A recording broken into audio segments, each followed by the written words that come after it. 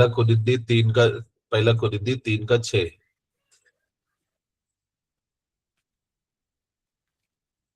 കൊരിന്ത്യർ 3-ാം അധ്യായത്തിന്റെ 6-ാം വാക്യത്തിൽ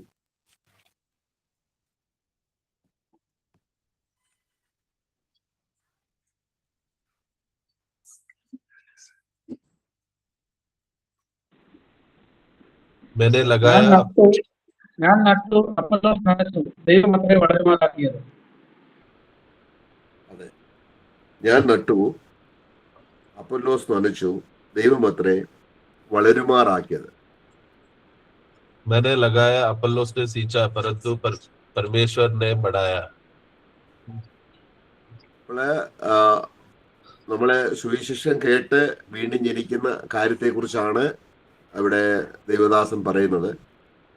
सुसमाचार सुनकर उद्धार पाने के विषय की बातें हैं वहां पर प्रभु का दास कहता है. ദൈവത്തിന്റെ വചനം നമ്മളിൽ നടപ്പെട്ടു.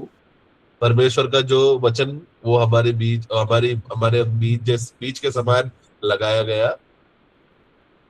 എന്നാല് അത് ഈ വചനം അല്ലെങ്കിൽ ഈ വചനത്തിൽ പറയുന്ന ദൈവത്തിന്റെ സ്വഭാവം അല്ലെങ്കിൽ ദൈവം നമ്മൾ വളരുമാറാക്കുക, വളരുക എന്നുള്ളതിനെ ഇൻക്രീസ് ചെയ്യുക എന്നുള്ളതാണ് അതിന് ശരിയായിട്ടുള്ള ലാംഗ്വേജിൽ. അവളെ വളരുമാറാക്കുക എന്ന് മലയാളത്തിലാണ്. ഇൻക്രീസ് ചെയ്യുക, അത് വർദ്ധിക്കുക എന്നുള്ള അർത്ഥത്തിലാണ് അവിടെ ഉപയോഗിച്ചിരിക്കുന്നത്.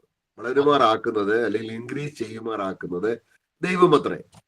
और उस वचन जो बीज के समान बोया गया था हमारे अंदर, उसको बढ़ाने वाला या उसको उगाकर बड़ा करके लाने वाला अवस्था परमेश्वर के हाथ में है.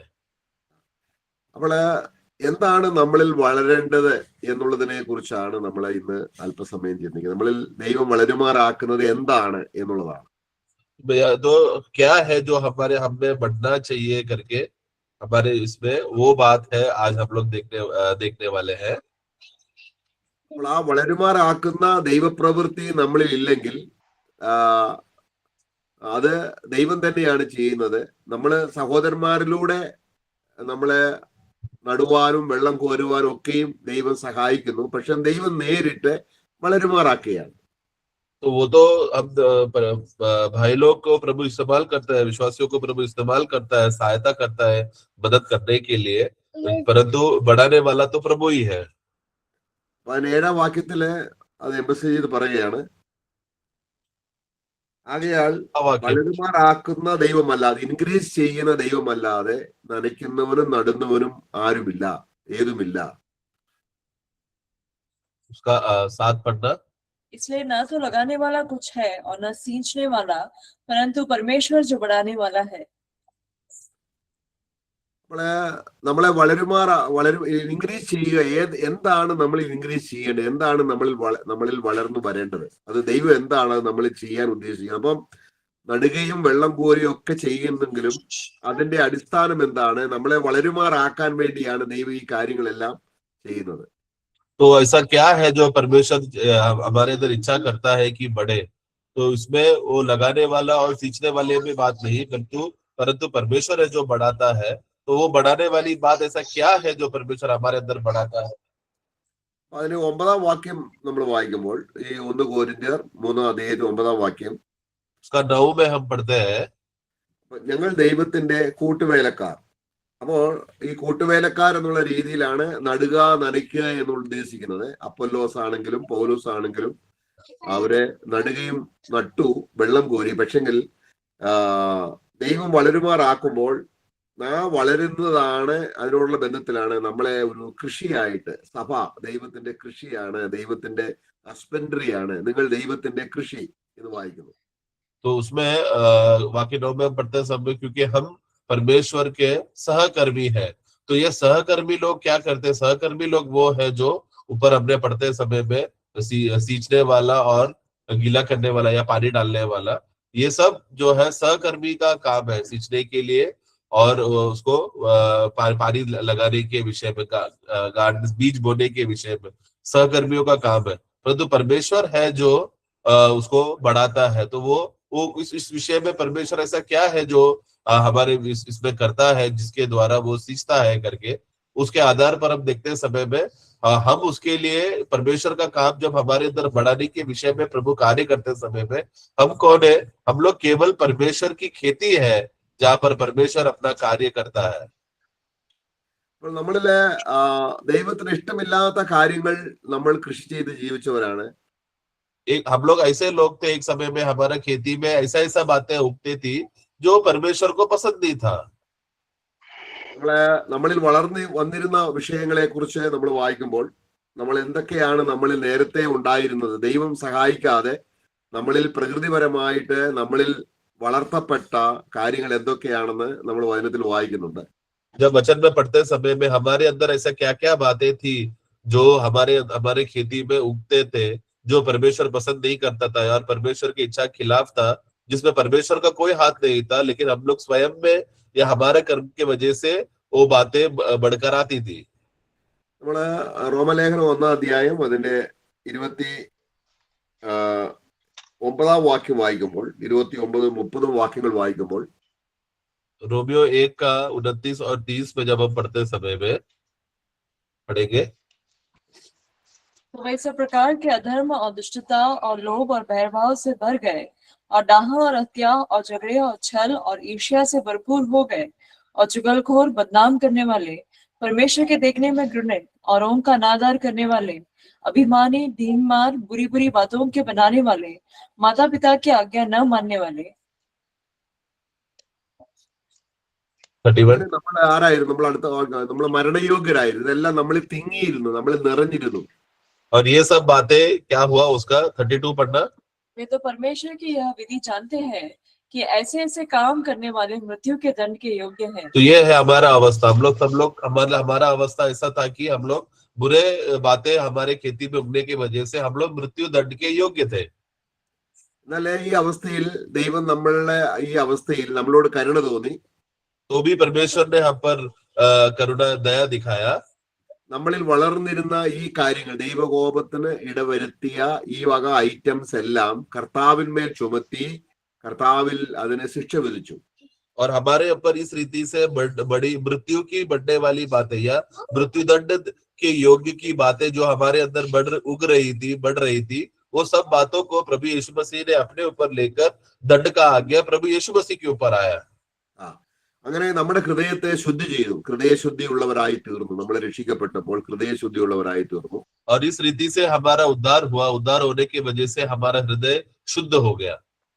എന്നിട്ട് നമ്മളെ ഇനിയും ഒരു ദൈവത്തിന്റെ കൃഷിത്തോട്ടമായിട്ട് ദൈവം ആക്കി വെച്ചിരിക്കുകയാണ്. നമ്മളെ യോഹന്നാന്റെ സുവിശേഷം 15-ാം അധ്യായത്തിന്റെ 1-ാം വാക്യത്തിൽ പിതാവ് തോട്ടക്കാരനാണ്, കർത്താവായ യേശുക്രിസ്തു ട്രൂ വൈനാണ്, നമ്മൾ അതിന്റെ ബ്രാഞ്ചുകളാണ്. അങ്ങനെ നമ്മളെ ക്രിസ്തുവുമായിട്ട് ദൈവം ഇണക്കി ചേർത്ത് ദൈവത്തിന് പ്രസാദമുള്ള ഫലം കായ്ക്കുക, അല്ലെങ്കിൽ നമ്മളെ ഇൻക്രീസ് ചെയ്യുക, ക്രിസ്തുവിൻ്റെതായ സ്വഭാവം നമ്മളിൽ ഇൻക്രീസ് ചെയ്യുവാൻ നമ്മളെ ക്രിസ്തുവിലാക്കി വെച്ചു. और इस रीति से हमें क्या किया, विश्वासियों को जो उद्धार पाने के द्वारा, प्रभु के कार्य के द्वारा हम सब लोग परमेश्वर के खेती बन गए। इस परमेश्वर के खेती में जो हम बनते समय में, उसमें हम लोग यूहन्ना का सुसमाचार 15 का 1 में पढ़ते समय में वहां पर हम देखते हैं कि वो सींचने का तो प्रभु क्या किया, वहां पर वो हमारे लिए सच्चा दाखलता बनकर वो आया, जहां पर हमारे जीवन में वो कार्य करता है। और वहां पर पिता हमारे लिए किसान बनकर हमारे जीवन में कार्य करता है। तो हम लोग विश्वासी कौन है? उस खेती में हम लोग जो उगने वाले में केवल एक डाली के समान है, जहां पर प्रभु अपना कार्य कर हमारे अंदर फल उत्पन्न कर सके। तो ये इसमें प्रभु पिता परमेश्वर का उद्देश्य क्या है कि इस खेती में जब काम करते समय में हमारे अंदर मसीह की बातों को बढ़ाए, तो मसीह में बढ़ते रहे, ये उद्देश्य में है हम लोग फलवंत होकर बढ़े। അങ്ങനെ കർത്താവുമായിട്ട് നമ്മള് ചേർന്ന് എന്നെ പിരിഞ്ഞ് നിങ്ങൾക്കൊന്നും ചെയ്യാൻ കഴിയത്തില്ല എന്ന് പറഞ്ഞാൽ, കർത്താവിനോട് ചേർന്നിരിക്കുമ്പോഴാണ് നമ്മളിൽ വളർച്ച ഉണ്ടാകുന്നത്, നമ്മളിൽ ഇൻക്രീസ് ചെയ്യുന്നത്. ക്രിസ്തുവിൻ്റെതായിരിക്കുന്ന യാഥാർത്ഥ്യങ്ങൾ നമ്മുടെ ഹൃദയത്തിൽ ഇൻക്രീസ് ചെയ്യുകയാണ്. പണ്ട്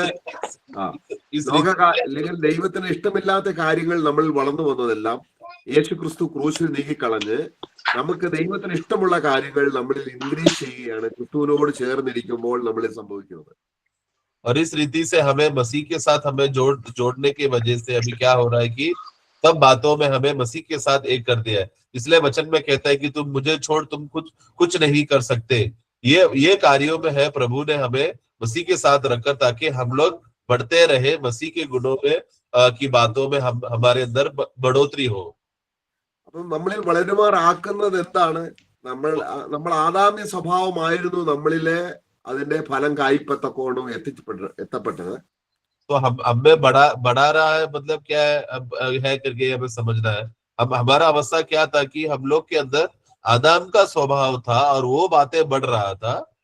അതിനെല്ലാം ക്രൂശിൽ അതിനെ കർത്താവ് അതിന് അന്ത്യം വരുത്തിയിട്ട് उन सब बातों को प्रभु ने क्रूश में उसको अंत करके खत्म करके ക്രിസ്തുവിന്റെ സ്വഭാവത്തിന്, അല്ലെങ്കിൽ നമ്മളെ 2 പത്രോസ് 1 അധ്യായത്തിന്റെ 4 വാക്യത്തിൽ വായിക്കുന്നത് പോലെ 2 पत्रोस 1 വാക്യം, पहला पत्रोस 1:4 में हम जो पढ़ते हैं उसके अनुसार നമ്മളെ ദിവ്യ സ്വഭാവത്തിന് കൂട്ടാളികളാകും. ദിവ്യ സ്വഭാവമാണ് നമ്മളിൽ ഇൻക്രീസ് ചെയ്യുക അല്ലെങ്കിൽ വളരുമാറാക്കുക എന്നുള്ളതുകൊണ്ട് അർത്ഥമാക്കുന്നത്. നമ്മളിൽ വളരുമാറാക്കുന്നത് യേശു ക്രിസ്തുവിന്റെ ദിവ്യ സ്വഭാവം.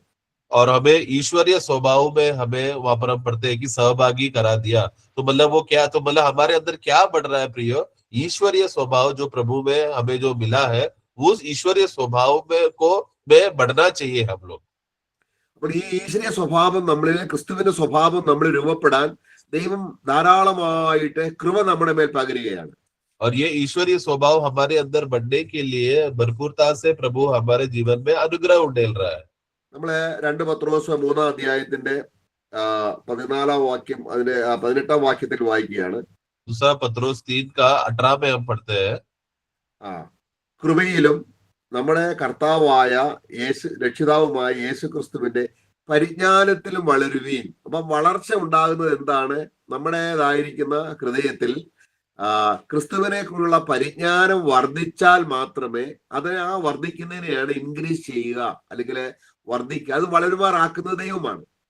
और इसलिए उसका 18 में पढ़ते हैं 3 का दूसरा पत्रोस का, पर हमारे प्रभु और उद्धारकर्ता यीशु मसीह के अनुग्रह और पहचान में बढ़ते जाओ। तो वो पहचान और अनुग्रहों में बढ़ते रहने का बातें है प्रभु हमारे जीवन में करता है। इस रीति से प्रभु का गुणों से, प्रभु का स्वभाव से हमें ईश्वरीय जो ईश्वरीय जीवन है, ईश्वरीय स्वभाव है, वो हमारे अंदर बढ़ाते रहने का काम बढ़ाता है। तो ये करने वाला, बढ़ाने वाला काम कौन है? परमेश्वर स्वयं है। അപ്പോൾ നമ്മളിൽ ഒരു ദൈവത്തിന്റെ സ്വഭാവം, ക്രിസ്തുവിന്റെ സ്വഭാവം നമ്മളിൽ ഉളവാകണമെങ്കിൽ അത് ആദ്യം ക്രിസ്തുവിൽ ഉണ്ടെന്ന് കാണാനുള്ള ആ ഒരു കണ്ണാണ്, ആ ഒരു ദർശനമാണ്, അല്ലെങ്കിൽ ആ പരിജ്ഞാനമാണ് നമുക്ക് ഉണ്ടാകുന്നത്. അത് എന്നിൽ ഉളവാകേണ്ട കാര്യം ആരിലുണ്ട്? യേശുവിലുണ്ട്. അപ്പം യേശുവിൽ ഉണ്ടെന്ന് കാണുമ്പോൾ നമ്മളിലേക്ക് ആ സ്വഭാവം റിഫ്ലക്ട് ചെയ്യും. तो सबसे पहला जो बातें हमारे अंदर जो बढ़ना चाहिए, बढ़ने वाली बातें या उगकर बढ़ जाने वाली बातें में जो हमारे अंदर होना चाहिए, वो सबसे पहला बात हमें क्या करना है? हमें मसीह में है करके ये बात का पहचान होना जरूरी है। तो जब हम ये समझ जाते हैं कि ये बातें मसीह में है, जो हमारे अंदर होना चाहिए करके, वो बातें मसीह में है करके बढ़ोतरी में ज्यादा है करके या बढ़ोतरी में है करके जब देखते समय में उस विश्वास की वजह से क्या होता है? हमारे अंदर मसीह का वो स्वभाव का गुण प्रकट होता है या रिफ्लेक्ट होता है, उसका छाप लग जाता है। നമ്മളിൽ ഉണ്ടാകേണ്ട നല്ല ഗുണം ആദ്യം നമ്മളെ വിശ്വാസത്താൽ ക്രിസ്തുവിൽ കാണണം. അതാണ് നമ്മളെ. അപ്പൊ ക്രിസ്തുവിൽ നമ്മൾ അത് കാര്യം എന്ത് കണ്ടോ അത് നമ്മളിലേക്ക് റിഫ്ലക്ട് ചെയ്യും. ക്രിസ്തുവിലേക്ക് കാണാതെ നമ്മളിൽ തന്നെ അത് ഉളവാക്കാൻ എത്ര ശ്രമിച്ചാലും നമ്മളെ പാഴ്വേളിയായിട്ട്, അത് ദൈവം ആഗ്രഹിക്കുന്ന അങ്ങനല്ല. ദൈവം ആഗ്രഹിക്കുന്നത് നമ്മൾക്ക് എന്താണ് ഉണ്ടാകാൻ നമ്മളെ ദൈവം ആഗ്രഹിക്കുന്നത് അത് ക്രിസ്തുവിലുണ്ട്. उसके लिए जब हम ये देखते समय में मेरे अंदर जो भी बातें गुणे जो मेरे अंदर होना चाहिए, वो सबसे पहला मसीह में है करके ये बात का विश्वास का पूर्णता हमारे अंदर होना जरूरी है। क्योंकि विश्वास में हम ये देख रहे हैं कि जो मुझे चाहिए, मेरे अंदर जो बढ़ना चाहिए, वो मसीह में है। तो वो कारण है। तो पिता वही बातें जो देता है, जो मसीह में है, वही बातों जो हमें देकर हमें बढ़ाता है। നമുക്ക് 1 യോഹന്നാൻ 2 അധ്യായത്തിന്റെ അവസാന ഭാഗത്തില് അതിന്റെ 29 വാക്യം നമ്മൾ വായിക്കുന്നു. 1 യോഹന്നാൻ 2:29. पहला यूहन्ना 2:29 में हम पढ़ते हैं, അവിടെ അവൻ നീതിമാൻ എന്ന് നിങ്ങൾ ഗ്രഹിക്കുന്നുവെങ്കിൽ, അതാണ് ആ ജ്ഞാനം. യേശു നീതിമാനാണ് എന്ന് ഞാൻ ഗ്രഹിച്ചാൽ, അപ്പം യേശു നീതിമാനാണെന്ന് ഗ്രഹിക്കാൻ ലോകത്തിലുള്ള ആർക്കും കഴിയുകയില്ല. അതൊരു വിശ്വാസിക്ക് മാത്രമേ കഴിയുള്ളൂ. കാരണം ദൈവം അവനിൽ എന്ത് ചെയ്തു? അവനെ രക്ഷിച്ചു, അവന്റെ പാപങ്ങൾ മോചിച്ചു, യേശു ക്രിസ്തുവുമായി ഇണക്കി ചേർത്തു. അപ്പൊ അങ്ങനെ ക്രിസ്തുവിൽ നമ്മളെ എന്ത് കാണണം? യേശു നീതിമാനാണെന്ന് ഞാൻ ഗ്രഹിക്കുമ്പോൾ എനിക്ക് നീതി ചെയ്യാനുള്ള ആന്തരിക ശക്തി യേശു തരികയാണ്. ക്രിസ്തുവിൽ കാണാത്ത കാര്യം എന്നിൽ ഉൽപ്പാദിപ്പിക്കുന്നില്ല. ക്രിസ്തുവിൽ ഞാൻ എന്ത് കാണുന്നു, അതൊരു ഉദാഹരണമായിട്ട് പറയുകയാണ്. ക്രിസ്തുവിൽ ഞാൻ നീതി കണ്ടാൽ എന്നിലും ആ നീതി വ്യാപരിക്കും. അതാണ് ക്രിസ്തീയ വിശ്വാസത്തിന്റെ ഏറ്റവും അടിസ്ഥാനപരമായ ജീവന്റെ പകർച്ച. ജീവൻ പകരുകയാണ്. तो ये वचन जो है एक उदाहरण के लिए मैंने लिया है। वहां पर पहला यूहन्ना 2:29 में पढ़ते समय में यदि तुम जानते हो कि वह धार्मिक है करके, तो ये जानते हो कि वह धार्मिक है मतलब यीशु धार्मिक है करके ये बात हम जानते हैं, परंतु ये बात संसार के लोग नहीं जानते। ये सिर्फ विश्वासी लोगों को प्रकट किया है। परंतु जब ये विश्वासी जो उद्धार पाया विश्वासी ये बात पहचान लेता है, जान लेता है कि यीशु मसीह धार्मिक है करके, जिसके तो पहचान के वजह से या जान लेने की वजह से क्या होता है? हमारे अंदर धार्मिकता का कार्य करने का सामर्थ और बल प्रभु हमको प्रदान करता है, क्योंकि हमने प्रभु में जो बात को देखकर पहचान लिया। तो जो बातें प्रभु में है वही है हमारे जीवन में कार्य करता है। जो बातें नहीं है वो बात अगर हम नहीं जान पाए तो वो नहीं होगा। तो सबसे पहला हम जानना है और पहचानना है कि और विश्वास करना है कि जो भी जरूरत ईश्वरीय गुण जो हमें चाहिए वो यीशु मसीह में है। അപ്പോൾ എനിക്ക് നീതി പ്രവൃത്തി ചെയ്യണമെങ്കിൽ നീതി ക്രിസ്തുവിലാണെന്ന് ഞാൻ വിശ്വസിക്കുകയും കാണുകയും, അതാണ് ഗ്രഹിക്കണം. എനിക്ക് നീതി ചെയ്യാൻ സ്വയമായിട്ട് കഴിയത്തില്ല. പക്ഷെ നീതി എവിടെയുണ്ട്? ക്രിസ്തുവിലുണ്ട്. അതാണ് എന്നെ പിരിഞ്ഞ് ഒന്നും ചെയ്യാൻ കഴിയത്തില്ല. അപ്പം ഞാൻ ക്രിസ്തുവിൽ നീതി കണ്ടെത്തുമ്പോൾ ആ നീതി ചെയ്യാനുള്ള കൃപ അവൻ എന്നിലൂടെ ജീവനായിട്ട് പകരുന്നു. तो यदि मुझे अगर धर्म के काम करना हो तो धार्मिकता किसमें है? मसीह में है करके, और हमें करने का जो भी बातें हैं वो बातें मसीह है करके, ये बात का पहचान में हम जान पाए तो ही वो हमारे जीवन में कार्य होगा। उसी में है प्रभु हमें सहायता करता है, क्योंकि धर्मी कोई नहीं, हमारे अंदर तो धार्मिकता है ही नहीं। इसलिए हम स्वयं से कभी भी परमेश्वर जो धार्मिकता का बात करना जो चाहत रखता है वो हम नहीं कर सकते। परंतु हम किसमें देख रहे हैं? हम यीशु मसीह में देख रहे हैं। जब उस बात का पहचान में जब हम जान पा रहे हैं तो क्या हो रहा है? प्रभु हमको वो बल और सामर्थ दे रहा है और वो गुण दे रहा है, वो धार्मिकता का कार्य करने के लिए उस इच्छा से जो पिता चाहता है। നമ്മള് കള്ളം പറയാൻ ശീലിച്ചവരാണ്. हम लोग वो लोग हैं जो झूठ बोलने के लिए आदत हो गया है। നമുക്ക് സത്യം പറയണമെങ്കിൽ, ശരിക്കും സത്യം പറയണമെങ്കിൽ ആദ്യം യേശു ക്രിസ്തുവിൽ ഫോഷ്കില്ല. യേശു സത്യവാനാണെന്ന് ഗ്രഹിക്കുമ്പോൾ ആ നിമിഷം സത്യം പറയാനുള്ള ആ ശക്തി നമുക്ക് കർത്താവിൽ നിന്ന് നമ്മുടെ ഹൃദയത്തിൽ എത്തപ്പെടുകയാണ്. അത് അങ്ങനെയാണ്. ഏതൊരു കാര്യം ഞാൻ ക്രിസ്തുവിൽ കാണുന്നോ അത് എന്നിൽ വളരുമാറാക്കുന്നതാണ് ദൈവം. ഞാൻ ക്രിസ്തുവിൽ കണ്ടില്ല എങ്കിൽ ദൈവത്തിന് എന്നിൽ അത് വളരുമാറാക്കാൻ കഴിയില്ല. इसके लिए हम वो लोग हैं जो झूठ बोलने का आदत हमको पड़ गया है। तो इसीलिए अगर हमको सच में सही रीति से अगर हमें सच बोलना है और सच्चाई में अगर जीना है तो हमें वो गुण को हमें यीशु मसीह में हमें देखकर पहचान कर हमें जानना है कि ये स्वभाव प्रभु में है करके।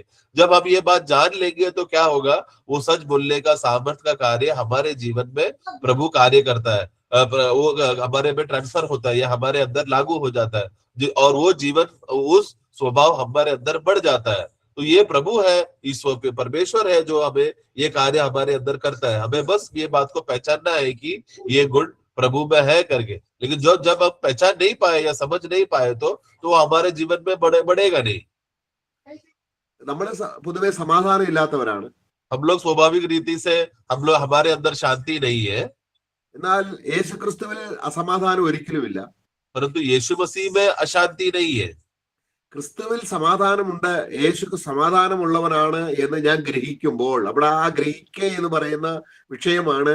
നമ്മുടെ ഹൃദയം അതിന് അവൈലബിൾ ആകണം. അങ്ങനെ ഗ്രഹിക്കുമ്പോൾ ഹോളി സ്പിരിറ്റ് അതിനെ നമ്മുടെ ഹൃദയത്തിൽ മനസ്സിലാക്കി തരും. ക്രിസ്തു സമാധാനമുള്ളവനാണെന്ന് ഞാൻ ഗ്രഹിക്കുമ്പോൾ ആ സമാധാനത്തിന് ഞാൻ പങ്കാളിയായി തീരുന്നു. അതാണ് ആ ക്രിസ്തുവിന്റെ സമാധാനം എന്നിൽ വളരുകയാണ്, എന്നിൽ ഇൻക്രീസ് ചെയ്യുകയാണ്. और इसलिए जब हम लोग जब हम जो अशांति में हम जो बने हुए हम लोग, जब हम ये पहचान लेते हैं या जान लेते हैं कि ये जो शांति जो है वो सिर्फ प्रभु यीशु मसीह में है करके, उस पहचान में जब आते समय में तब हमारे हृदय में सचमुच एक विश्वास रहता है कि हाँ शांति मुझ में नहीं यीशु में है करके। ये बात का सब उसको कहते हैं सही रीति से जानना। जो पवित्र आत्मा है जो हमें मदद करता है ये बात को पहचानने के लिए। तो वो पवित्र आत्मा जब हमको ये जान लेते हैं कि सचमुच यीशु में ही शांति है करके, या यीशु ही हमारा शांति है क्योंकि मुझ में नहीं है करके, पवित्र आत्मा तुरंत वो शांति का कार्य हमारे जीवन में लाते हैं। क्योंकि हम प्रभु को छोड़ हम लोग स्वयं कुछ नहीं कर सकते। ये प्रभु में हम जो बात, ये गुण को जब देखते समय में, ये स्वभाव प्रभु में देखते समय में, पवित्र आत्मा क्या करता है हमारे अंदर वो लागू करता है। लागू होने की वजह से क्या हो गया, अब वही जीवन वही स्वभाव जो प्रभु का ईश्वरीय स्वभाव है वो हमारे अंदर बढ़ने लगता है। നമ്മൾ 2 പത്രോസ് 1:8 വാക്യം വായിക്കുമ്പോൾ दूसरा पत्रोस 1:8 में हम पढ़ते हैं, അവിടെ ചില കാര്യങ്ങൾ പറയും. ഇവ നിങ്ങൾ വർദ്ധിച്ച് ഇവ നിങ്ങളിൽ ഇൻക്രീസ് ചെയ്യുന്നുവെങ്കിൽ, അപ്പം ആദ്യം അത് ഇൻക്രീസ് ചെയ്യണമെങ്കിൽ അത് ആരിൽ കാണണം? കർത്താവിൽ നമ്മൾ കാണുമ്പോൾ കർത്താവിൽ നിന്ന് നമ്മളിലേക്ക് അത് ട്രാൻസ്ഫർ ചെയ്യുകയാണ്. അങ്ങനെ നമ്മുടെ ഹൃദയം രൂപാന്തരത്തിന്റെ പ്രക്രിയയിലേക്ക് എത്തപ്പെടുന്നത് എങ്ങനെയാണ്? ക്രിസ്തുവിൽ സത്യം കണ്ടെത്തണം. ആദ്യം ക്രിസ്തുവിനെ കാണണം. ക്രിസ്തു ഒഴിച്ച് ഒന്നിലും സത്യമില്ല. तो इसके लिए उसका दूसरा पत्रोस 1:8 में पढ़ते समय में, क्योंकि यदि ये बातें तुम में वर्तमान में रहे और बढ़ती जाए, तो ये बढ़ती जाए हमारे में कौन सा बातें बढ़ना चाहिए? वो बढ़ने के लिए हमें किसको देखना है? प्रभु यीशु मसीह को हम देखना है। क्योंकि प्रभु यीशु मसीह में जो बात है वही बात है हमारे अंदर जीवन में बढ़ने का कारण बनेगा। क्योंकि जब हम मसीह में जब वो देखते समय में, അപ്പോൾ അതിന് 2 പത്രോസ് 1:2 വാക്യത്തിലുണ്ട്, पहला पत्रोस दूसरा पत्रोस 1:2 में हम पढ़ते हैं कि ദൈവത്തിന്റെയും നമ്മുടെ കർത്താവായ യേശു ക്രിസ്തുവിന്റെയും പരിജ്ഞാനത്തിൽ നിങ്ങൾക്ക് കൃപയും സമാധാനവും വർദ്ധിക്കട്ടെ. അപ്പം കൃപ വർദ്ധിക്കണമെങ്കിൽ, നമ്മൾ അത് വളരണമെങ്കിൽ, ഇംഗ്ലീഷ് ചെയ്യണമെങ്കിൽ, കൃപ ക്രിസ്തുവിൽ ഉണ്ടെന്ന് ഞാൻ കാണുമ്പോൾ വിശ്വസിക്കുമ്പോൾ എന്നിലേക്ക് ആ കൃപ വർദ്ധിക്കുകയാണ്. दो पढ़े, परमेश्वर के और हमारे प्रभु यीशु मसीह के पहचान के द्वारा अनुग्रह और शांति तुम में बहुतायत से बढ़ती जाए। तो देखो अनुग्रह और शांति हमारा तुम में बहुतायत से बढ़ती जाए। तो वो कब होगा? जब ये अनुग्रह की बात, ये शांति की बात और ज्ञान की बात, ये सब यीशु मसीह में है करके और मसीह में है करके जब ये बात देखकर हम जानते हैं समय में, तब क्या होता है? वो हमारे अंदर बढ़ने लगता है। അപ്പോൾ അവിടെ പത്രോസ് ഏകദേശം ഒരു 9 കൂട്ടം കാര്യങ്ങള് നമ്മളിൽ യേശുക്രിസ്തുവിനെ നോക്കി നമ്മളിൽ വർദ്ധിക്കണം എന്ന് പറയുന്നുണ്ട്. और इसके ഉണ്ടായി വർദ്ധിക്കുന്നുവെങ്കിൽ, नीचे की वाक्य हम पढ़ते समय में वहां पर 5 से पढ़ते समय में, इसलिए आज वर्तमान में यीशु मसीह की कुछ बातें हैं, 7-8 बातें हैं, वो आज वर्तमान में यीशु को देखकर, जो ये सब बातें यीशु में है, वो बातें हम यीशु में देखकर हमारे अंदर बढ़ना चाहिए। അപ്പൊ അതില്ലാത്തവൻ, അല്ലെങ്കിൽ അതിന് 9 വാക്യം വായിക്കുകയാണ്, और ये सब बातें जो वर्तमान में है जो हमारे अंदर बढ़ना चाहिए, ये अगर नहीं हो रहा है तो वाक्य 9 में हम पढ़ते हैं कि കുരുടനാണ്. കാരണം ക്രിസ്തുവിൽ എന്തുണ്ടെന്ന് കാണാൻ അവന്റെ കണ്ണ് കാണുന്നില്ല. കാരണം അവൻ ഭൂമിയിലുള്ള കാര്യങ്ങൾ മാത്രമാണ് നോക്കുന്നത്. तो वो अगर बढ़ता नहीं, उसके अंदर नहीं बढ़ पा रहा है, तो क्या उसका मतलब क्या है? वो अंधा है। क्यों? क्योंकि वो प्रभु यीशु मसीह में ये सारा ईश्वरीय गुण जो यीशु मसीह में है करके, वो यीशु में है करके वो देख नहीं पा रहा है। इसके लिए उसका अवस्था क्या है? वो अंधा है। അപ്പൊ അങ്ങനെ അപ്പം നമ്മൾക്ക് എന്ത് സംഭവിക്കുന്നു? നമ്മൾ കൃഷ്ണമായ കാര്യങ്ങളിലേക്ക് നോക്കി നമ്മളെ പരാജിതരായി തീരുമ്പോൾ നമ്മളിൽ ദൈവം ഉദ്ദേശിക്കുന്ന കാര്യങ്ങൾ ദൈവം വളരുമാറാക്കുന്നില്ല. കാര്യം എന്താണ്? ഈ ഭൂമിയിലുള്ള വിഷയങ്ങൾ, നശിച്ചു പോകുന്ന കാര്യങ്ങൾ ദൈവം നമ്മളിൽ വളരുമാറാക്കുന്നില്ല. और हम लोग अंधे होने की वजह से क्या हो रहा है? हम लोग धुंधला देखने लग रहे हैं। धुंधला देखने की वजह से क्या हो रहा है? जो प्रभु की बातें हमको नहीं देख पाते, नीचे की बातें, भूमि की बातें, मिट्टी की बातें देखकर हम लोग उस नीचे की बातों में हम लोग पड़े रहते हैं। ऐसा पड़े रहने की वजह से, क्योंकि हम लोग मसीह को देख नहीं पा रहे, यीशु मसीह को समझ नहीं पा रहे, पिता हमारे जीवन में ईश्वरीय स्वभाव का गुण जो बढ़ना चाहिए था वो हमारे अंदर बढ़ाने को उनको नहीं हो पाएगा, क्योंकि हम यीशु को नहीं देख रहे। ദൈവത്തിന്റെ വ്യവസ്ഥ ഇങ്ങനെയാണ്. ക്രിസ്തുവിൽ എന്തുണ്ട് എന്ന് കണ്ട് അതിൽ വർദ്ധിക്കുമ്പോൾ നമ്മുടെ ഭൗമ്യ വിഷയങ്ങളെ കുറിച്ച് നമ്മൾ ഭാരപ്പെടേണ്ട. ദൈവം അതിന്റെ ക്രമം അനുസരിച്ച് എല്ലാം ചെയ്തു തരും. तो प्रभु का स्वभाव क्या है? परमेश्वर का मन क्या है कि हम सब जो भी बातें, हमारा जो जरूरत की बातें, ईश्वरीय स्वभाव के गुण की बातें प्रभु में देखकर हम लोग बढ़े। ये प्रभु का, पिता परमेश्वर का इच्छा है। यदि हम लोग यीशु मसीह को और ध्यान रखकर हमारे ईश्वरीय गुण को बढ़ाते रहेंगे तो हमारा भूमि के जरूरत की बातें जो रहेगा वो सही समय पर हमारे जीवन में प्रभु हमको देगा। അപ്പോൾ ഈ ആത്മാവിന്റെ ഫലങ്ങൾ ആത്മാവിന്റെ ഫലം നമ്മൾ ഗലാത്യ ലേഖനം 5:20 വായിക്കുന്നത് 9 കൂട്ടം കാര്യങ്ങളുണ്ട്. हम लोग गलतियों का पुस्तक उसका 5 का 20-22 से पढ़ते समय में वहां पर हम लोग आत्मा के फल के बारे में हम देखते हैं जो 9 बातें हैं। അതും നമ്മളിൽ വളരുന്നത് നാം ക്രിസ്തുവിനെ നോക്കണം. ഒന്നാമത് സ്നേഹം നമുക്ക് ഉണ്ടാകണമെങ്കിൽ ക്രിസ്തു സ്നേഹമുള്ളവനാണെന്ന് ഗ്രഹിക്കുമ്പോൾ ആ സ്നേഹത്തിന്റെ വ്യാപാരം നമ്മുടെ ഹൃദയത്തിൽ എത്തപ്പെടും. तो वो आत्मा का फल भी जब हमारे विषय में बढ़ना है तो देखते समय में वो क्या हमें प्रभु की ओर देखते समय प्रभु में वो बात है करके वो गुण है करके देखेगा तो ही हमारे जीवन में कार्य करेगा। उदाहरण के लिए आत्मा का फल जो प्रेम है, प्रेम हमारे अंदर नहीं है लेकिन प्रेम किसमें है या प्रेम कौन है? प्रभु यीशु मसीह है। तो उस प्रेम जो मेरे जीवन में बढ़ना चाहिए वो गुण को जब मैं यीशु मसीह में देखकर वो मैं पहचान कर समझ जाऊंगा तो पवित्र आत्मा क्या करता है? वो गुण हमारे अंदर बढ़ाता है, उगाता है। അപ്പോൾ അതുപോലെ ഏകദേശം 9 കൂട്ടം കാര്യങ്ങൾ 2 പത്രോസ് 1:6 മുതൽ പറയുമ്പോൾ നമ്മളിൽ വളരുമാറാകേണ്ട കാര്യങ്ങൾ എന്തൊക്കെയാണെന്ന് അവിടെ എടുത്തു പറയുന്നുണ്ട്. उसी रीति से हम लोग दूसरा पत्रोस 1:6 से पढ़ते समय में या 5 से पढ़ते समय में 9 बातें हैं जो वर्तमान में हमारे जीवन में भी बढ़ना चाहिए करके बातें वहां पर हम देखते हैं, हम पढ़ते हैं। അവിടെ ഗലാത്യ ലേഖനത്തിൽ പറയുന്ന ചില കാര്യങ്ങളുണ്ട് ഇവിടെ. तो गलती का पुस्तक में जो बातें लिखा है उसमें उसका कुछ बातें भी है इसमें, അത് പൗലോസ് പറയുന്നതാണ്. वो पौलोस कह रहा है। ഇവിടെ പത്രോസും അതേ കാര്യങ്ങൾ ചില കാര്യങ്ങൾ കൂടെ ചേർത്ത് പറയുന്നുണ്ട്.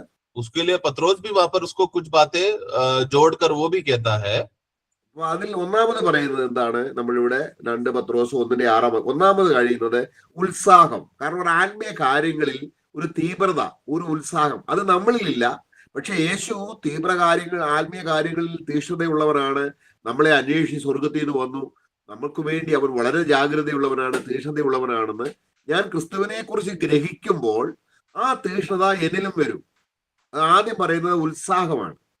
उसमें से सबसे पहला बात जो वाक्य 5 में हम पढ़ते समय में सब प्रकार का यत्न तुम करे, तो ये यत्न करने के लिए जो उत्साह जो प्रभु हमको देता है, यत्न से हमको ये बात बढ़ाने के लिए वो हम देखते हैं कि वो प्रभु में है। प्रभु ही था जो हमेशा सबसे पहला यत्न करके सब बातों में पिता परमेश्वर का इच्छा को पूरा करता था। तो यत्न से वो क्या करता है? हमारे जीवन में उत्साह को वो बढ़ाता है। അപ്പൊ ദിവ്യ സ്വഭാവത്തിൽ ഇവിടെ പറയുന്ന ദിവ്യ സ്വഭാവം ആരിലുണ്ട്? ക്രിസ്തുവിൽ ഫുള്ളായിട്ടുണ്ട്. അത് ഇല്ലാത്തവരിലേക്ക് പകരാനാണ് ദൈവം ആഗ്രഹിക്കുന്നത്. അത് വളരുമാറാക്കുന്ന ദൈവമാണ്. പക്ഷേ നമ്മൾ വിശ്വാസത്തോടുകൂടെ പരിശുദ്ധാത്മ സഹായത്തോടുകൂടെ ക്രിസ്തുവിൽ അത് ഉണ്ട് എന്ന് നമ്മൾ കാണുമ്പോൾ ആദ്യം ഇവിടെ പത്രോസ് പറയുന്നത് ഉത്സാഹം. കാരണം ഒരു ദൈവീയ കാര്യത്തിനെല്ലാം ഒരു ഉത്സാഹം വേണം എന്ന് പറഞ്ഞാൽ ആ ഉത്സാഹം യേശുവിലുണ്ട്. അത് യേശുവിനെ നോക്കുമ്പോൾ യേശുവിൽ ഉണ്ടെന്ന് അറിയുമ്പോൾ നമ്മളിലും അത് പകരപ്പെടുന്നു അല്ലെങ്കിൽ വളരുമാറാക്കുന്നു. तो इसके ये ईश्वरीय स्वभाव के बारे में है जो हम देख रहे हैं। जो ईश्वरीय स्वभाव प्रभु यीशु मसीह में संपूर्ण रीति से पूर्णता में है, उस पूर्णता का वो स्वभाव अगर हमारे अंदर वो कार्य करना है तो विश्वास में हमें प्रभु की ओर हम देख रहे हैं, उसको जानकर हम पहचान रहे हैं। उसको जब हम पहचानते समय में पवित्र आत्मा हमारे अंदर वो बांट कर हमारे अंदर उगाता है। इसलिए उस विषय में एक यत्न होना बहुत जरूरी है ताकि हम लोग उसका उत्साह में हम लोग बढ़ सके। അടുത്തത് പറയുന്നത് വിശ്വാസം.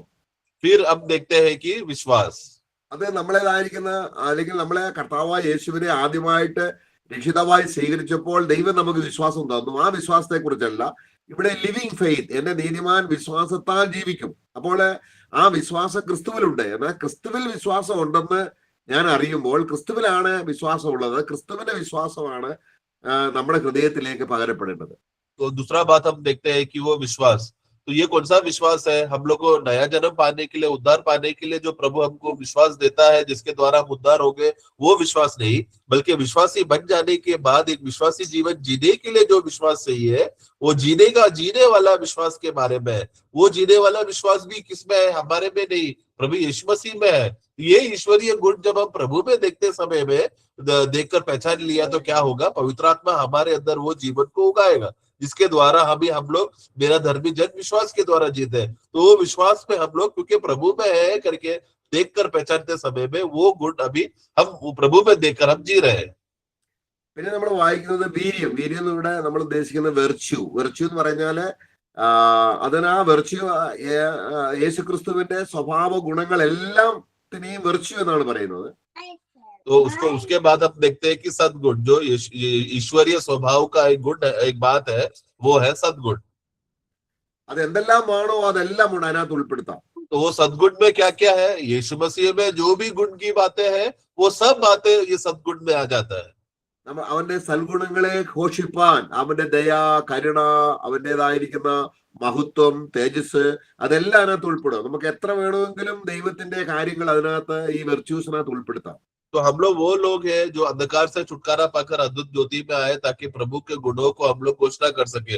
उस गुणों में प्रभु कितना दयालु है, वो कितना कृपा से भरा हुआ है, ये सब बातों में यीशु में जो जो गुण से भरा हुआ है वो सब ईश्वरीय स्वभाव है जो यीशु में है, वो सब उस सद्गुण में भरा हुआ है.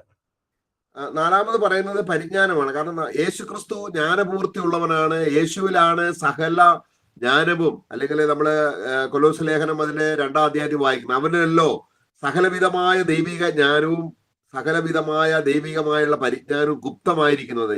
അപ്പൊ ക്രിസ്തു ജ്ഞാനമുള്ളവനാണ്, വിവേകമുള്ളവനാണ്, അവനാണ് ജ്ഞാനത്തിന്റെ പൂർത്തി. അവനെ പോലെ വിവേകമുള്ളവൻ ആരുമില്ല എന്ന് ഞാൻ ഗ്രഹിക്കുമ്പോൾ ആ ക്രിസ്തുവിന്റെ ജ്ഞാനത്തിന് ഞാനും പങ്കാളിയായി തീരുകയാണ്. और अगला है जो समझ, यानी कि जो ज्ञान या पहचान. तो ये समझ जो यीशु मसीह में है वही है, क्योंकि परमेश्वर का सारा ज्ञान का पूर्णता है प्रभु यीशु मसीह. तो एक बार ये बात पहचान जब प्रभु यीशु मसीह में हम देख ले कि मेरा पहचान का ज्ञान का समझ प्रभु यीशु मसीह में है, तो वो तुरंत हमारे में लागू होता है, जिसके द्वारा हम वो पहचान पाते हैं कि वो कितना वो उसका समझ में भरे हुए हैं करके. അഞ്ചാമത്തേത് ഇന്ദ്രിയജയം. ഇന്ദ്രിയജയം നമ്മള് ഗലാത്യ ലേഖനത്തിൽ നമ്മൾ വായിക്കുന്നുണ്ട്, ആത്മാവിന്റെ ഫലത്തിൽപ്പെട്ട കാര്യമാണ്. अगला हम देखते हैं कि संयम, जो हम लोग वो आत्मा का फल में भी हम देखते हैं ये गुण को. ഇന്ദ്രിയജയം എന്ന് ഉദ്ദേശിക്കുന്നത് നമ്മുടെ ശരീരത്തിലെ പഞ്ചേന്ദ്രിയങ്ങൾ. तो संयम यानी कि हमारा जो शरीर के जो पंचयंत्र है, നമ്മുടേതായിരിക്കുന്ന ഹോർമോൺസ് ഉണ്ട്. हमारे अंदर हमारा जो शरीर में जो हॉर्मोन्स होता है, എൻസൈമുകൾ ഉണ്ട്, एंजाइम्स है, നമ്മുടെ ശരീരത്തിലെ ഗ്ലാൻസ് ഉണ്ട്. और हमारे शरीर में अलग अलग प्रकार का ग्लैंड्स जो बाहर निकलता है. അതെല്ലാം നമ്മളെ അല്ലെങ്കിൽ ഇപ്പൊ നമുക്ക് ഒരാളോട് പകയുണ്ടെങ്കിൽ ഉടനെ ഈ എൻസൈം പുറപ്പെടുവിച്ച് ആളോട് പക തോന്നിപ്പിക്കും, ആ ആളെ കാണുമ്പോൾ ഓർക്കുമ്പോൾ. अगर मुझे किसी और के ऊपर गुस्सा रहता है तो ये मेरे अंदर का जो हॉर्मोन्स और जो ग्लैंड्स वो कार्य कर वो व्यक्ति के बारे में जब भी सोचता है या उसको देख लिया तो हमारे अंदर गुस्सा उत्पन्न कराता है.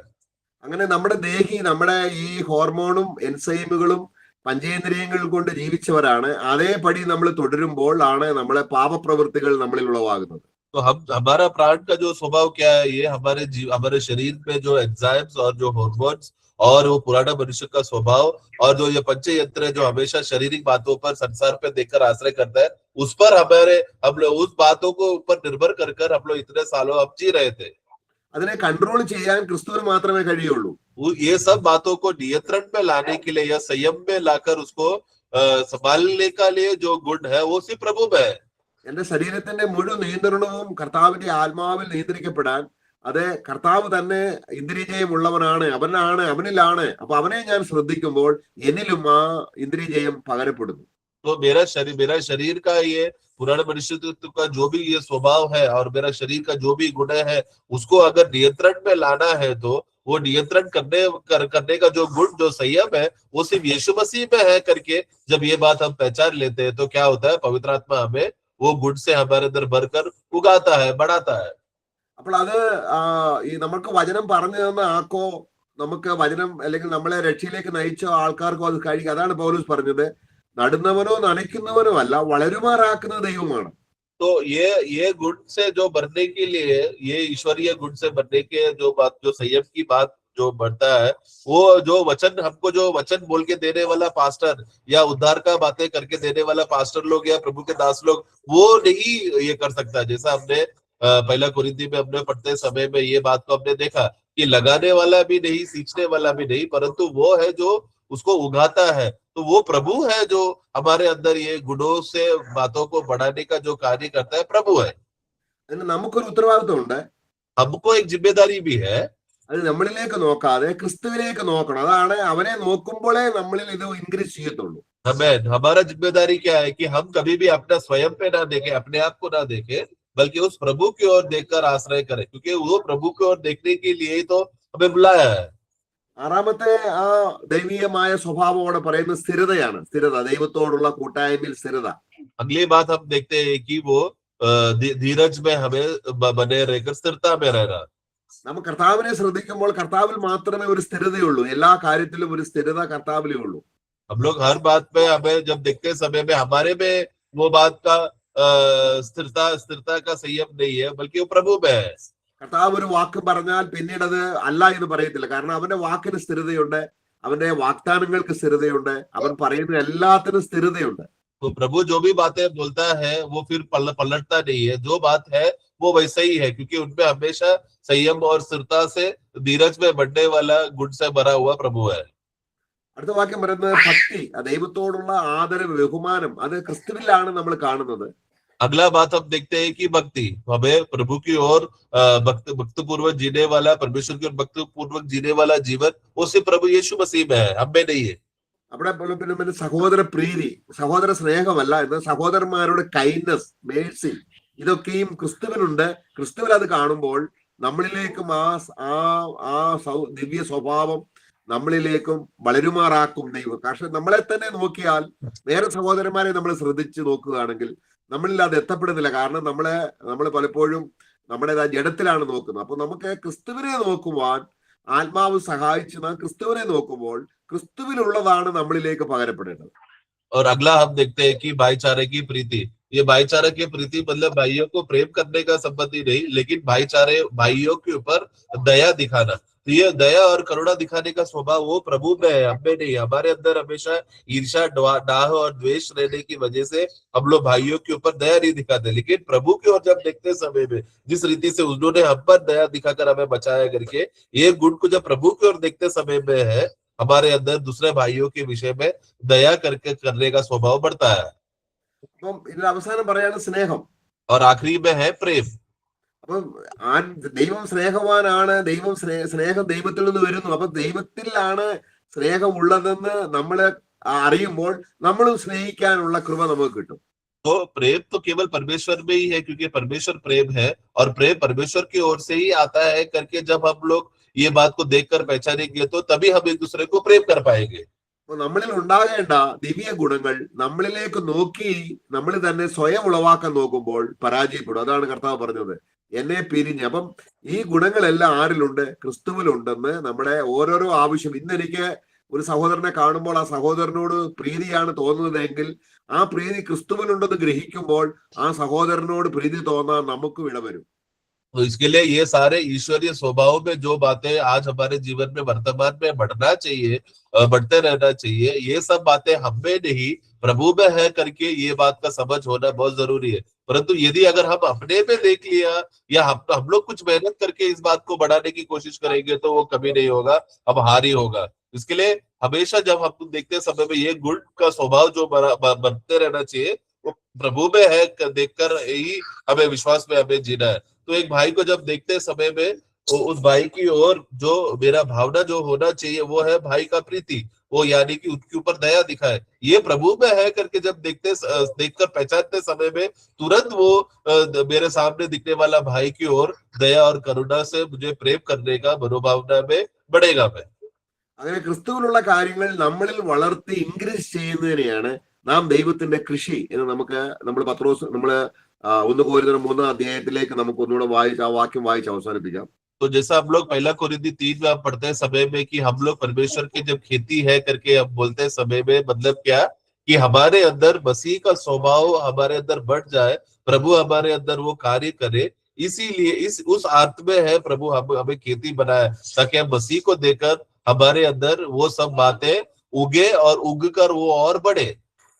നമുക്ക് അവിടെ അതിന് 7-ാം വാക്യം മുതൽ 1 കൊരിന്ത്യർ 3:7 മുതൽ വായിക്കുകയാണ്. 7, 8, 9 വാക്യങ്ങളില് 1 कोरिन्थी 3 का 7, 8, 9 में हम पढ़ते हैं.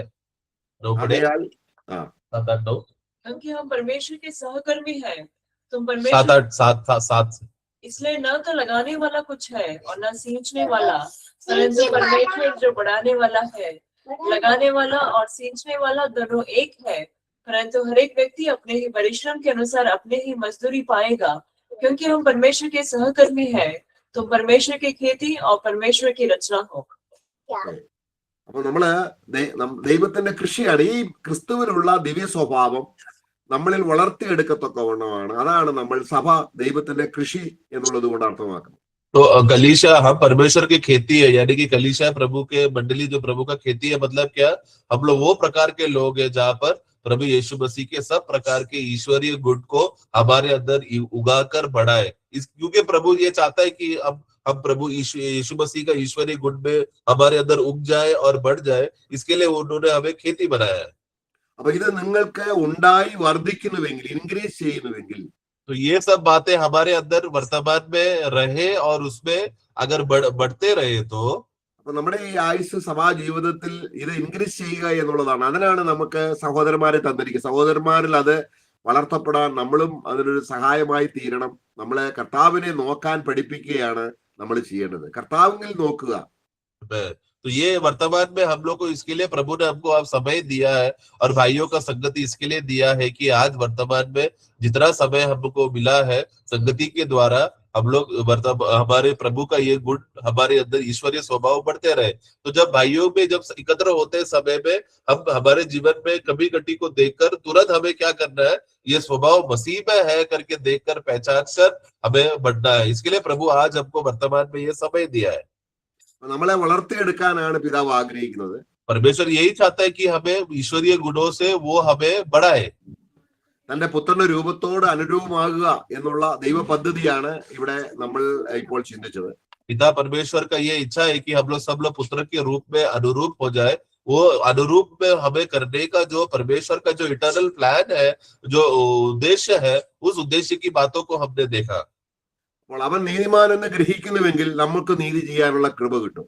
तो जैसा हमने पहला यूहन्ना में हमने पढ़ा कि यदि तुम अगर जाने कि वो धर्मी है करके, तो हमारे अंदर धर्म का कार्य करने के लिए, धर्म से जीने का जो उत्साह की बातें प्रभु हमारे अंदर उगाएगा। എന്ത് ക്രിസ്തുവിൽ കാണുന്നോ അത് നമ്മളിൽ എത്തപ്പെടും. जो बात हम प्रभु में देखेंगे ईश्वरीय स्वभाव की विषय में, वो हमारे अंदर पहुंचाया जाएगा। ക്രിസ്തുവിനെ കൂടെ കൂടെ നോക്കുക എന്നുള്ളതാണ് നമ്മുടെ ഉത്തരവാദിത്വം. इसलिए बार बार हम प्रभु की ओर देखते रहे, उसी पे लपटे रहे, यही हमारा समय होना चाहिए। നമ്മൾ അന്യോന്യം നോക്കിയാൽ പരാജയപ്പെടും. अगर हम आपस में एक दूसरे को देखेंगे तो हम हार जाएंगे। നാം നമ്മളിലേക്ക് തന്നെ നോക്കുമ്പോഴും നമ്മളിൽ ഒരു ഗുണവുമില്ല. हम एक दूसरे को आपस में देखकर या स्वयं में देखने लगेगा तो हमारे अंदर ऐसा कुछ भी गुण नहीं है कि कुछ बढ़ोतरी हो। സ്വർഗത്തിലെ സകല ആത്മീയ നന്മകളും അനുഗ്രഹങ്ങളും അത് ക്രിസ്തുവിലാണ് ദൈവം ആക്കി വെച്ചിരിക്കുന്നത്. क्योंकि स्वर्ग का सब प्रकार का आत्मिक आशीष है और गुड और लाभ की बातें वो सब मसीह में है। നിലനിൽക്കുന്ന ഫലമെല്ലാം ക്രിസ്തുവിലാണുള്ളത്. जो टिकने वाला जो भी फल है और हमेशा हमेशा के लिए टिकने वाला फल और गुण की बातें यीशु मसीह में है। അപ്പൊ നമുക്കെല്ലാവരും കർത്താവിലേക്ക് നോക്കാം. इसलिए आओ हम सब लोग प्रभु यीशु मसीह की ओर देखें। അവനെ നോക്കുന്നതിന്റെ ആ ആഴത്തിനനുസരിച്ച് വിശ്വാസത്തിന്റെ വർധനവ്, സ്നേഹത്തിന്റെ വർധനവ്, കരുണയുടെ വർധന, ആ ദിവ്യ സ്വഭാവം നമ്മളിൽ വർദ്ധിച്ച് വർദ്ധിച്ച് വർദ്ധിച്ച് അങ്ങനെ നമ്മളെ കർത്താവ് രൂപത്തോട് അനുരൂപമാകാൻ ദൈവം നമ്മളെ വളരുമാറാക്കുന്നത് ദൈവം അത്രേ. और इस रीति से प्रभु की ओर देखते देखते जितना हम लोग प्रभु की ओर देखेंगे उतना प्रभु का उसी ईश्वरीय गुणों से हम लोग बढ़ते जाएंगे, हमारे अंदर उगाया जाएगा और वो उगने वाली बातें बढ़ते जाएगा। इस रीति से बढ़ते बढ़ते बढ़ते हम मसीह की ओर हम बढ़ते जा रहे हैं, मसीह के ईश्वरीय स्वभाव में हम बढ़ते जा रहे हैं, उनके पुत्र के प्रभु यीशु मसीह के रूप में हम लोग अनुरूप हो रहे हैं। കർത്താവ് നമുക്ക് തന്ന ഈ സമയത്തിനായിട്ട് സ്തോത്രം. സഹോദരന്മാരെ, കർത്താവ് നമ്മളെ സ്നേഹിക്കുന്നു. നമ്മളെ അവൻ വിളിച്ച് മധ്യാകാശത്തിൽ വിളിക്കുമ്പോൾ നമ്മൾ എത്രത്തോളം അതിൽ ശ്രദ്ധാലുവായിരുന്നു എന്നുള്ളത് ബീമാ സീറ്റിൽ വെളിപ്പെടും. इसलिए प्रभु ने हमको समय दिया, इसके लिए धन्यवाद। आज हमने जितना समय इस्तेमाल किया भूमि में मसीह में बढ़ने के लिए, जितना समय हमने प्रभु पर आश्रय करने के लिए हमने समय लिया, उसके हिसाब से उसका लेखा प्रभु वहां पर बीमा सीट में प्रभु लेगा। പ്രാർത്ഥിച്ചാട്ടെ സഹോദരന്മാരെങ്കിലും. यीशु मसीह का महिमा हो। भाइयों में से कोई एक जन प्रार्थना कर लो।